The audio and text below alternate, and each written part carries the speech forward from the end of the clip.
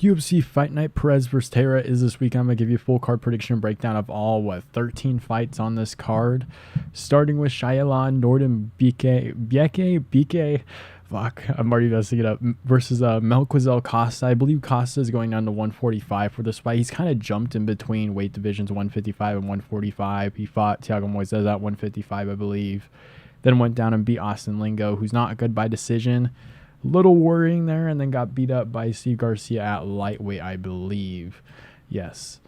And then Shayilan Nuerdanbieke lost against Steve Garcia as well. So they both lost to Steve Garcia. It's not necessarily a bad thing. Steve Garcia is actually pretty solid. But what I will say about this fight is Costa moving down to 145. I think he's going to be able to use his range pretty well on the feet here. And I always thought he's kind of strong. And I've always kind of rated Thiago Moises for getting takedowns on Costa because I did think like Costa's pretty strong. He's at least in the grappling and the wrestling. But I think Costa's going to do a good job like keeping the body, using his range against Nuerdanbieke. Shayilan basically got, I think it was like a liver shot or it was an uppercut to the body is what it says from Steve Garcia. That kind of took out Shayilan in his last fight. I think Melquizael Costa can kind of teep to the body and kind of tire out Nuerdanbieke a little bit into this fight. And I do think Costa will win by decision. I can see a potential like late finish for Costa here, just tiring out and beating up the body of Shayilan Nuerdanbieke and like slowly breaking him down a little bit more. But I'm going to go Costa by decision. I'm not too confident in the way he wins, but I do think he's going to use his range a lot better here. I think he's going to be a little bit better on the feet. I think Nuerdanbieke is going to have to get into like a punching range for him to actually get like good success on the feet against Costa. So I'm going to go Costa here by decision. Let's move on. Up the card, we have Julia Polastri versus Josefine Knutsson, I think is what Annex said on commentary during her fight. I'm going to go with Josefine Knutsson. Polastri, she's kind of scrappy. I do kind of like her fighting style a little bit. However, Knutsson's actually very decent on the feet. She's got really good technical ability. She's pretty fast as well. I think Knutsson wins this one by decision. Women's MMA fight. There's not too much punching power. It's not like Amanda Nunes out there. No one's getting slept in this fight. But I do think Polastri, just depending on how she does in this performance, I'm definitely going to be watching for that just to see how her striking looks. But she does seem like a very scrappy lady. So, and she's what? 26 years of age. She will have a 3.5-inch reach advantage. It'd definitely be interesting, but I do think Knutsson covers a little bit more range, a little bit faster on the feet. I think she'll get this one done by decision. Let's move on up the card. We have Jeka Saragih versus Westin Wilson. Westin Wilson, you are not Wonder Boy. He trains at Upstate Karate. I think he's trains with Wonder Boy, but he's just way too open on the feet. Jeka Saragih's got really good power in his hands. I think he's going to sleep Westin Wilson in the first round here. Not going to get too crazy on this prediction. It's 2 o'clock in the morning. Westin Wilson's just not good. Jeka Saragih's got a lot of power in his hands, and I think he will touch up Westin Wilson pretty badly and put him to sleep. So let's move on in the first round. Let's move on. Up the card, we have Carli Judice versus Gabriella Fernandes. Gabriella Fernandes, really good kicks, has really good range on the feet. Carli Judice, I think her last fight was against Ernesta Kerekit on the Contender Series, lost by split decision. It was more of an interesting fight. Again, another a scrappy women's MMA fight on the Contender Series. I think they both got signed, unless this was like short notice. Yeah, I think they both got signed, right? Decent enough scrap for Dana to like, I guess. But Gabriella Fernandes, a lot faster on the feet, covers a lot of distance in her striking. I think that'll just be a little bit more for Carli Judice. Her last fight against Ernesta Kerekit. Kerekit was kind of going forward and just making it a scrap, and it wasn't too much of that for Judice. So I do think Gabriella Fernandes cover more distance, go to the body quite a bit, eat up the legs. It's going to be a lot faster on the feet. It'll be interesting to see if Judice can handle some of that power, because Fernandes looks like she packs quite a bit of a punch. But I'm going to go decision, women's MMA fight. I do think Fernandes just covers a little bit more distance, nice kicks as well, has decent range on the feet. Let's move on. Up the card, we have Garrett Armfield versus Brady Hiestand. I do like Brady Hiestand. I think he's actually pretty solid, and I was kind of flirting with like picking him in this fight. But I believe he was injured before. So he had what fight was it? Ricky Turcios, which was the Tough finale, Tough 29, I want to say. Ortega Volkanovski. He had that finale. I believe he was injured with like some kind of knee injury. He was out for like a year and 3 months. Had some two pretty decent performances. Again, it's Fernie Garcia and Dana Bakary. And I believe he was supposed to have a fight recently, but had to pull out, and I think he got injured again is what I want to say. So I'm a little bit worried here. But Garrett Armfield, like I was actually thinking of taking Hiestand because I saw Garrett Armfield's performance against David Onama, which was the second fight. I believe they fought in the amateurs. Yeah, it was the only couple fights. Like he's only lost to UFC caliber opponents like Ronnie Lawrence in the UFC, Mateo Bogle. I believe he was on the Contender Series. I don't think he's in the UFC yet. No, yeah, he was on the Contender Series recently.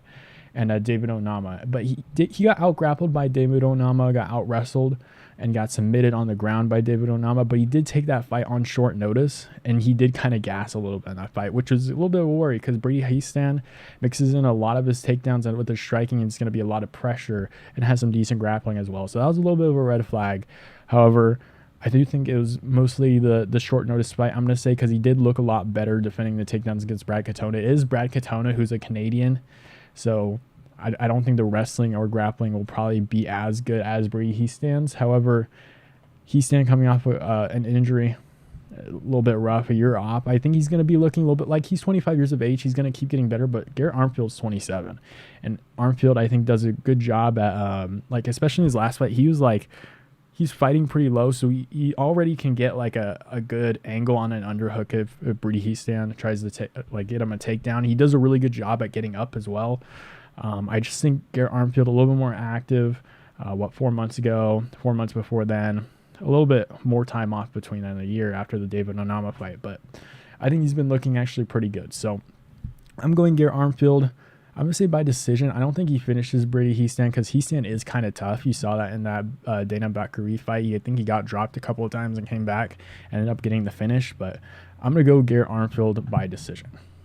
Let's move on. We have Nate Maness versus Jimmy Flick. This is a little bit more interesting.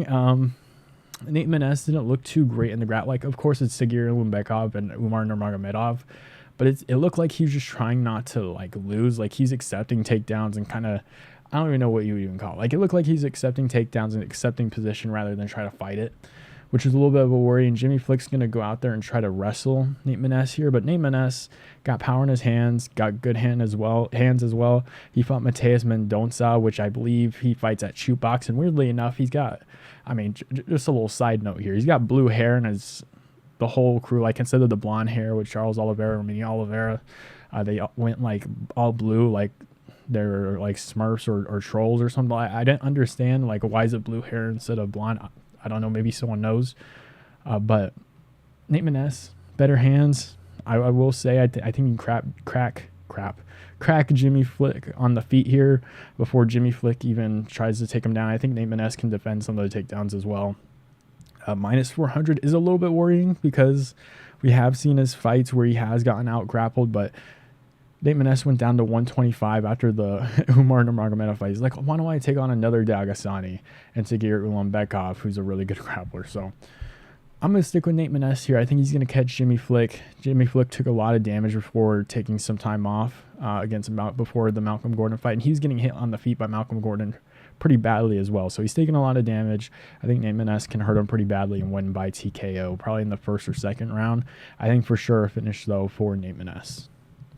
Let's move on. We have Tagir Ulanbekov versus Joshua Van.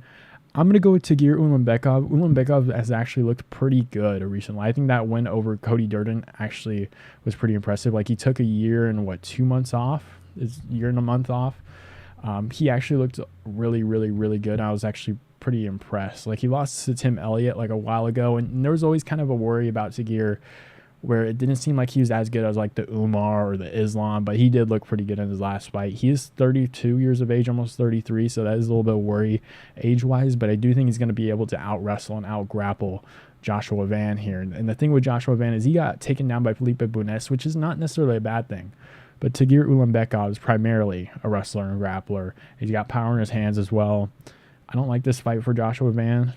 He is young, so maybe it's just that kind of a thing. Like, he's going to develop these things a little bit later in his career, but I don't think he has the ability to defend some of these takedowns like at least Tim Elliott. Like, Tim Elliott was still getting taken down, and I think he's going to be a lot better on the ground than what Joshua Van is going to be able to give for Tagir Ulanbekov here. So I'm going to go Tagir Ulanbekov. I think he just out-grapples him, out-wrestles him on the ground. I don't think Joshua Van can do anything about it. So Tagir Ulanbekov by decision. I think Joshua Van maybe makes it a little bit tough. Similar to that, who did Umar fight recently? The guy that was on short notice that I said, oh, this guy's going to be super tough and is going to give him a lot of problems. Who is it? I don't know if he's going to get dropped. Is Beksat Almakan? I don't know if Tagir Ulanbekov is going to get dropped by Joshua Van, because Joshua Van seems like a slower starter from what I've gathered a little bit more.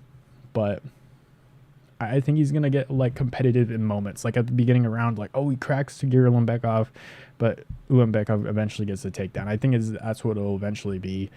I do think it will be a little bit more of a standing fight at the beginning. Like maybe in the first round, it's going to be a little bit more standing, and then Tagir's going to shoot. I think Van's going to have some moments, but not enough to get the win. So I'm going to go Tagir Ulanbekov by decision. The card to the main card, we have Adam Fugitt versus Josh Quinlan.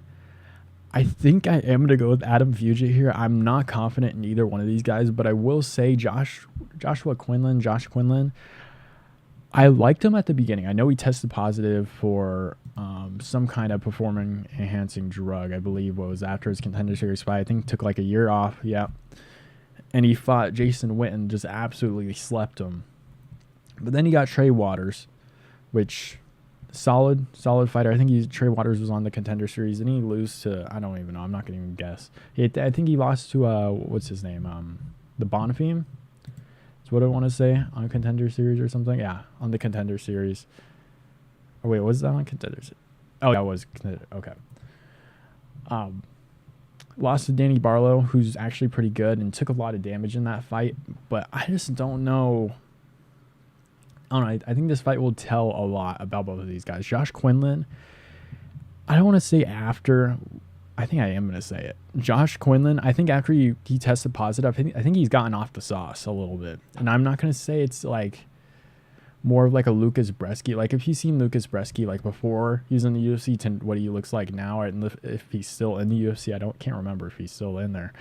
But like it just seems like the power and the pop are off his shots a little bit more. And maybe Josh Quinlan's just fighting a lot better opponents, and maybe he just absolutely sleeps Adam Fugitt, just like Mike Mallet was able to land pretty well on Adam Fugitt. I don't know if that's going to be the case, though. I thought Fugitt, was he on short? Can't remember if he was on short notice against Michael Morales or not, but he had some decent moments on the feet, and he was able to take down Michael Morales a couple times. I thought that looked pretty decent. Was able to catch Yasuko Kinoshita and kind of just speed him up on the ground as well. I think Adam Fugitt, who's going to be a lot taller guy, 5 inches and reach, he does get hit a little bit, which is kind of worrying here for my pick. But I do think Adam Fugitt at range can land some, at least enough strikes to where he can win a decision. I don't know if he's going to finish Josh Quinlan. I know he's not going to finish Josh Quinlan. Josh Quinlan has more of a finishing ability in this fight than Adam Fugitt for sure. But I think the reach and the range is going to be a little bit more devastating for a decision. I don't know. Adam Fugitt, I know Josh Quinlan can wrestle a little bit, so I don't know if Adam Fugitt's going to be able to land takedowns either. Josh Quinlan's going to be coming forward. Adam Fugitt's going to be circling around. I don't know. I think I might switch my pick here. No, I'm going to go Adam Fugitt. Longer reach. Has had some moments in his fights. I think he can land decently. He is hittable, though, which is kind of worrying. But I'm going to go Adam Fugitt. I just don't think Josh Quinlan's that good. I'm going to be honest. And Adam Fugitt's not that good either. But Josh Quinlan has looked pretty disappointing recently. So I'm just going to move on from this one. 50-50 fight, in my opinion. We're going to learn a little bit more from this fight. Josh Quinlan is a younger dude. But I do think Adam Fugitt's a little bit of a step ahead than a Jason Witt or like a Logan Urban. The fuck is that? But anyways, let's move on. We have Vasu Almabaev versus Jose Johnson. I'm going to go with Vasu Almabaev. I'm very interested to see if Jose Johnson can make this weight. What is this, a 125? Jose Johnson's a really big bantamweight, and I saw the Jack Cartwright fight, I believe, on the Contender Series. He did pretty decent in the grappling, and that's what Asuma Almabaev's probably going to be doing here, is going to be trying to wrestle down Jose Johnson and probably just stay in the guard too and just like kind of just hold him down to the ground is what my guess is what Asuma Almabaev is going to be trying to do here.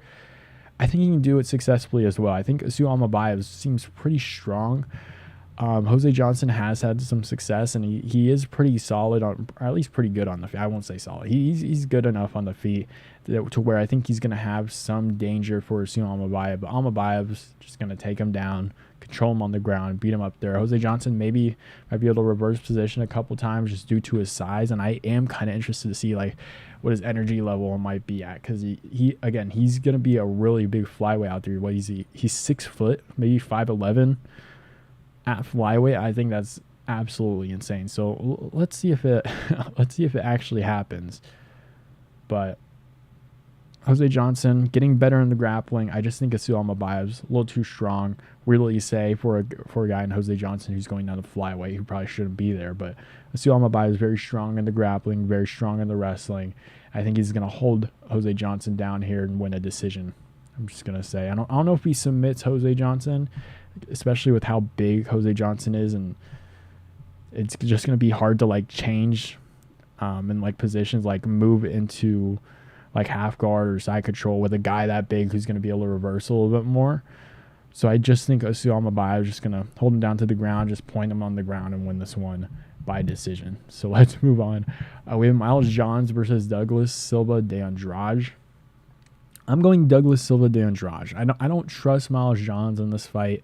I think Douglas Silva de Andrade did decent enough against Cody Stamann. It was a little bit more competitive when I rewatched the fight, I think like last week for the Stamann fight.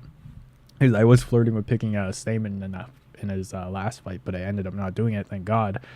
But Douglas Silva de Andrade is a decent enough grappler.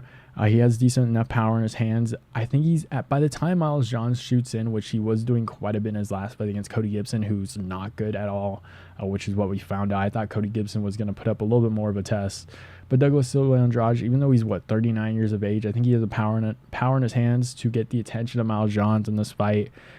I think Miles Johns is just going to be failing a bunch of takedowns. I think Douglas Silva de Andrade is going to be defending him pretty well. I think Cody Stamann's actually does a lot better at not getting hit than Miles Johns. So I do think Douglas Silva de Andrade is going to have an easier time punching Miles Johns in this fight. It is a little bit worrying, his age, especially at bantamweight. But I just don't think Miles Johns is that good. Another 50-50 fight with Tapology. I don't mind it as a 50-50 fight.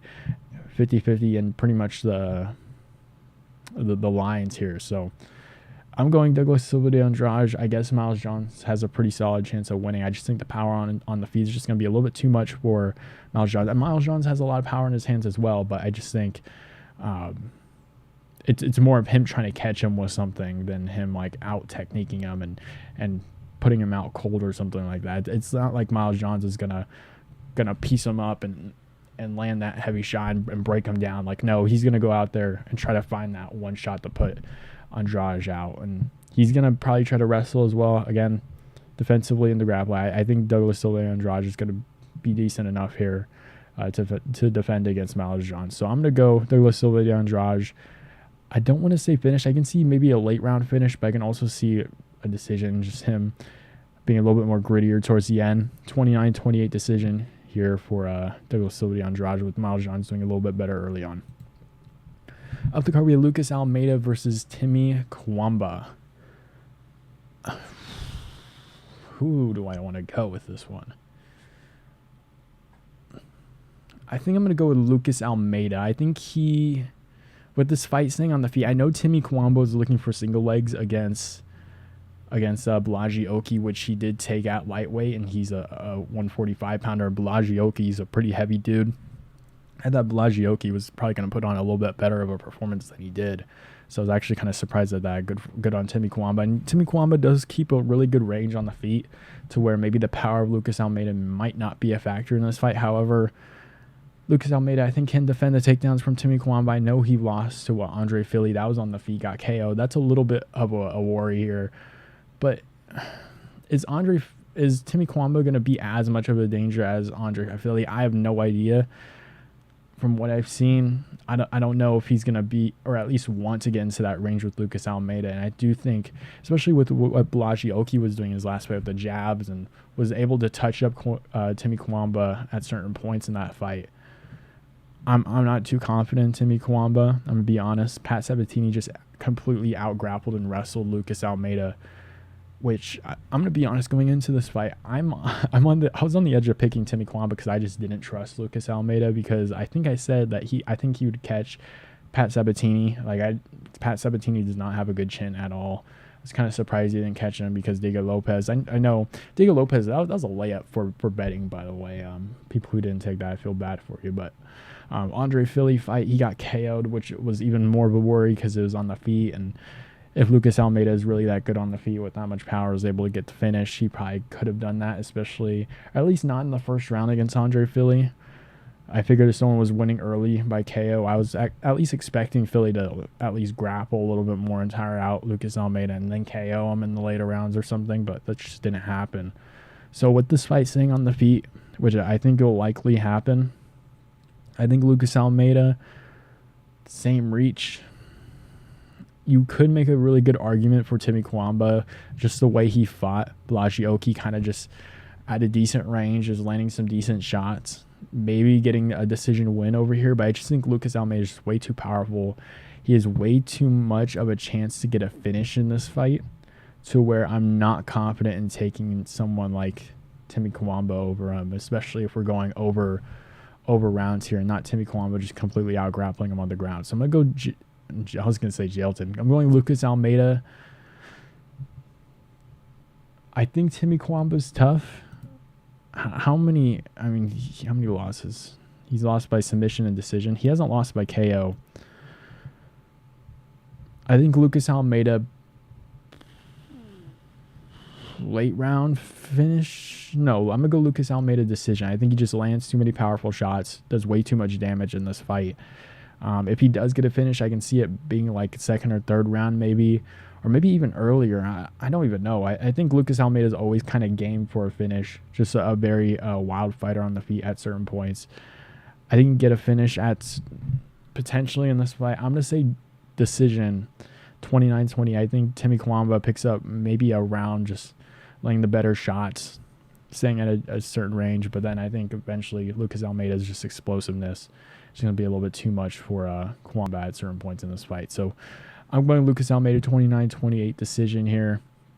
I think he does have some potential for a finish in this fight. And Timmy Kwamba's a lot younger, so I guess we'll kind of just find out.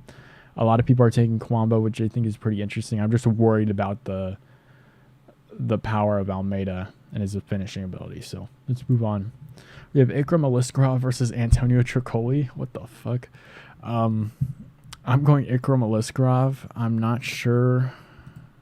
I mean, I think I've actually predicted a Trocoli fight recently, and it was at light heavyweight, right? Because he's been weighing at 200. I was like, this guy's weighing at 200 pounds. He's fighting at light heavyweight. Like, he's a small light heavyweight for sure. But he pulled out of the last two fights. I think it was Omar Sy and OSP. Pulled out of those fights. I'm not sure why he's in the UFC. My guess is probably because he's piping Dern or Mackenzie Dern is my guess. And then they probably needed someone at short notice at some point. And they're like, oh, Mackenzie Dern's boyfriend or whatever, he's a fighter, we can get him in pretty quickly. And they kind of just, like, once you kind of sign someone on a short notice bout and it pulls out eventually, I guess they kind of just keep him around a little bit. So that's maybe my guess here. But Ikram Aliskerov needs a body at this point. Antonio Trocoli just happens to be that. I mean, Ikram Aliskerov is going to be better on the ground. Trocoli can grapple, I will say, but Ikram Aliskerov is just going to flatline this guy, in my opinion. I think he's got really good power in his hands. He does start off a little bit slower, but he's getting some really nice KOs. Warley Alves KO, I thought was actually pretty solid. But yeah, Ikram Aliskerov, I was going to get into the Phil Haas fight, but there's no point. Everyone KOs Phil Haas, but Ikram Aliskerov has really nice KO power, really good on the feet, or pretty solid on it. I won't say he's really good. He's good on the feet, especially for middleweight. Pretty good on the feet. He's going to flatline Antonio Trocoli, finish him up, piece him up pretty badly. pretty much all I got for this fight. Trocoli probably shouldn't even be in the UFC. So let's move on to the main event. We have Alex Perez versus Tatsuro Taira. And now this is a very interesting fight because this is actually a massive step up for Tatsuro Taira. And it's kind of been like a weird little, like, for people that are invested in some of these flyweight prospects, or at least the two prospects in Almabaev and Tatsuro Taira, we've been kind of like measuring them up against each other, like who's really the best prospect in this division. And Almabaev, I think, is just, I don't know, I guess he's fought more is basically what it is, because he hasn't fought a crazy amount of ranked guys. Like you saw Steve Ursig fight like 2 or 3 ranked guys, already tie Almabaev at that point, and Almabaev was like a higher ranked fighter. So like Steve Ursig fought more ranked fighters in his first like year than Almabaev did, or something weird like that. So I don't know, it's kind of been a race between these two prospects. They're both pretty young, 24 years of age for Tatsuro Taira. I think Almabaev's like under 25 or still like 24 as well, so they're both pretty young. Almabaev just beat Alex Perez. Yeah. Almabaev just beat Alex. I just forgot how active Alex Perez was, weirdly enough. He just decided to start fighting more. I can't tell you why, but anyways, Perez is coming off of that KO win over Matheus Nicolau. I was kind of flirting with the idea of picking Perez there, but I don't know, I didn't have the balls to do it. But Perez got the finish over Matheus Nicolau. Looked good there. Looked good against Almabaev as well. Really tough test for Almabaev there. But I think I'm going to go with Tatsuro Taira. The one thing, I made a prospect spotlight, I think probably about a year ago, for Tatsuro Taira. And I think it was the week of the Edgar Chairez. And I think Edgar Chairez came in on short notice or something. And he looked actually pretty good against Tatsuro Taira. And it was actually very worrying. The thing that I said in my prospect spotlight video was that Tatsuro Taira is way too open on the feet. He needs to become a little bit more calculated. His hands are way too low, like he's way too hittable. And what happened in the Edgar Chairez fight was that he's getting dropped. He's becoming way too hittable, and he was just, I guess I think he could have gotten like a submission in the first round or something like that if the clocks didn't end or whatever, because he was very close to getting a submission very early on. But it was a very tough test for him, and he came back against Carlos Hernandez. It's not about who you beat and how you beat them, or I guess it is kind of important how you beat them, but just looking at his fighting style against Carlos Hernandez, he looked a lot better. He took 5 months off, and he actually looked really good. 6 months later, he's fighting against Alex Perez in a 5-round fight. I think it's going to be very interesting to see how far Tatsuro Taira has kind of come from then, because Tatsuro Taira was kind of just, his stand-up was really just going forward. I guess he would land some leg kicks and then just a random high kick.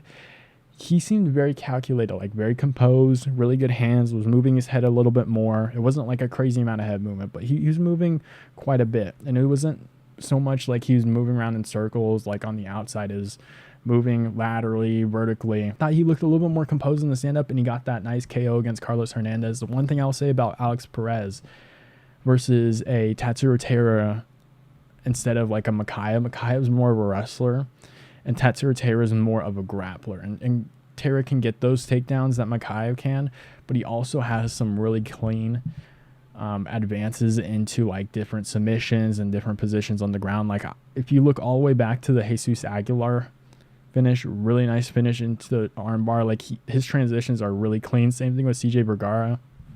The transition to the armbar was actually insane. Like if you haven't seen those fights, you should go see them because it is actually very slick, the grappling that he does use. But he's only been in the UFC for a few years, so this is a little bit of a stretch to take Taira from what we have seen of him. Like we only saw that Hernandez fight in that one KO, but I'm going to take Tatsuro Taira. I think his grappling is just going to be a lot better here. You saw Alex Perez against someone like Alejandro Pantoja, and the grappling was pretty much just forced on him. He's immediately submitted, but this is I guess this is a new Alex Perez or something, so maybe he might not get submitted that easily, but I think Tatsuro Taira can hang in there on the feet. He's going to be looking for takedowns. I think this is going to start out a little bit slower. It's going to be a little bit more technical in the first round. I think eventually Tatsuro Taira is going to go after him either at the end of the first round to see if he can get that takedown. I think in the second round he's going to start going after him, put that pressure on Alex Perez, force him to kind of make some mistakes, maybe get a takedown. Alex Perez gives up his back, and you see Tatsuro Taira jump on it immediately. is what I can see happening. Like Alex Perez getting kind of taken down for a second. Perez gets up to like one knee, and then you'll see Tatsuro Taira like switch over pretty quickly, land some good shots like while he's up against the fence, and maybe potentially get a rear naked choke. I don't mind it. Like Tatsuro Taira's stand-up actually looks pretty decent now, so I don't mind him getting a potential finish here either.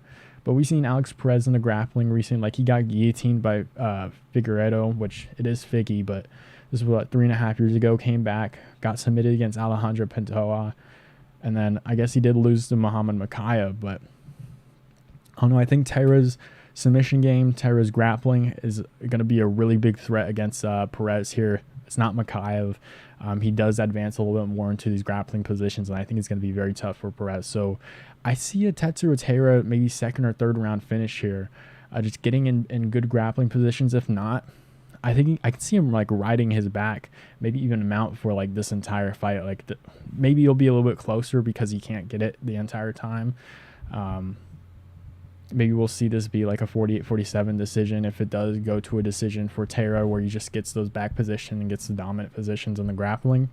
But I can just see a finish for Taira, just getting a submission here, just mounting Perez in the second or third round, and eventually Perez just giving up his back and eating a rear naked choke there. So I'm going to go Tatsuro Taira. He's looked really good.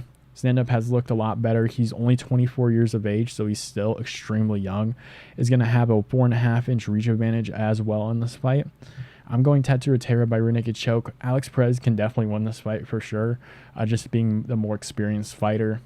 Maybe this goes over a few rounds and we see Tatsuro Taira kind of tire out, just trying to out-grapple him and just do too much. Maybe that could potentially happen here, but I'm going to go Taira here by submission in the second or third round by rear naked choke. Let me know what you guys have down below in the comments, and I'll see you guys next time.